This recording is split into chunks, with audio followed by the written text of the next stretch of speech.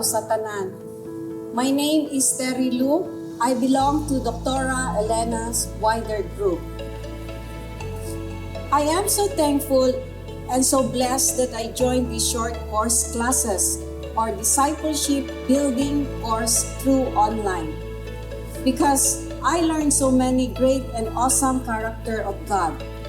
All the different attributes of God bring great impact to my life.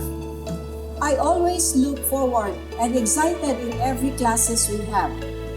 I am so thankful for the learning opportunity and the privilege that I experience in knowing how good and faithful the Lord we serve. I am also thankful to Pastor Joe Realista, our leader who is kind and patient and explained our lesson very clearly, boldly and detailed. He explained it to us very well that all of us understand it and we don't feel sleepy. What a great privilege. In this world where we live, especially in this generation where materialism, power, pleasure, and wickedness is everywhere, we really need a helper, a savior, and a father who can help us. Someone we can pour out our problem, especially during difficult and challenging times. I always go to God in prayer asking help because we can do nothing but only to pray and commit to God, believing that God is working in each of our lives. No accident will happen to us without His knowledge because God holds our future. He is in control of everything. If we know God's character, all the more our faith will grow. The character of God that deeply impacted my life is that God is omnipotent, omnipresent, and omniscient.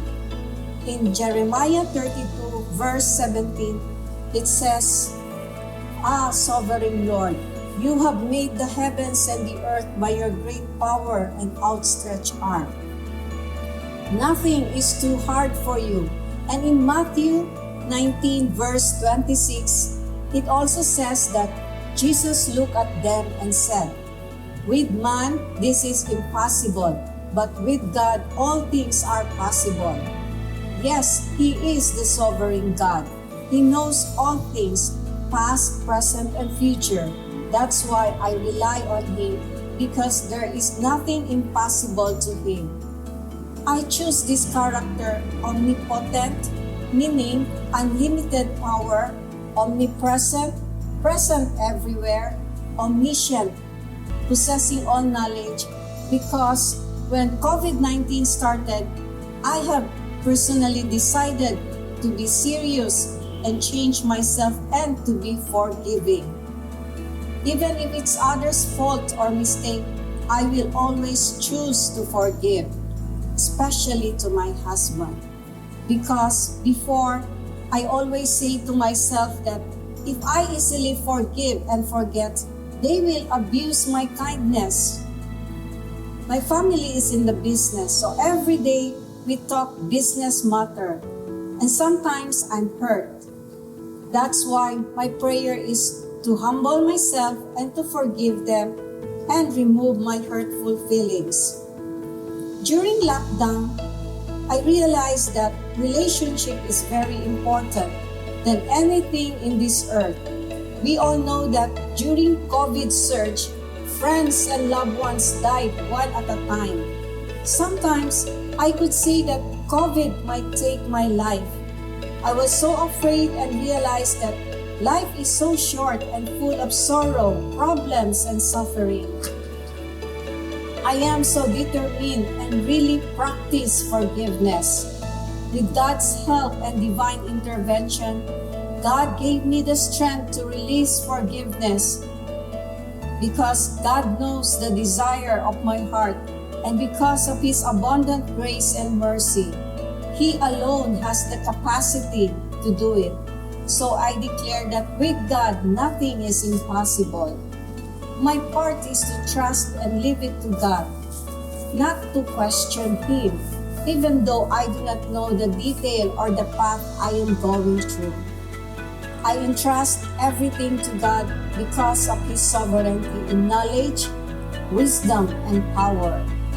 So I am confident and I can say boldly that even what life brings or challenges brought about by COVID-19 pandemic, I can do all things because God is in control of everything. I claim and declare to myself that my God is powerful in all knowledge, wisdom, and everything. And the most important is that His presence is always available. Until this present time, I have peace and thankful peace to God and to my family and to everyone because I am a child of God. I belong to God. God is watching me day and night. He is taking care of me. His mercy and favor just flow within me because I am serving a God who is omnipotent, omnipresent, and omniscient God. So I give Him all the glory and honor to Him alone. And it has become busy again. Now that things have returned to normal, it feels as if there was never any lockdown or restrictions due to the COVID-19 pandemic.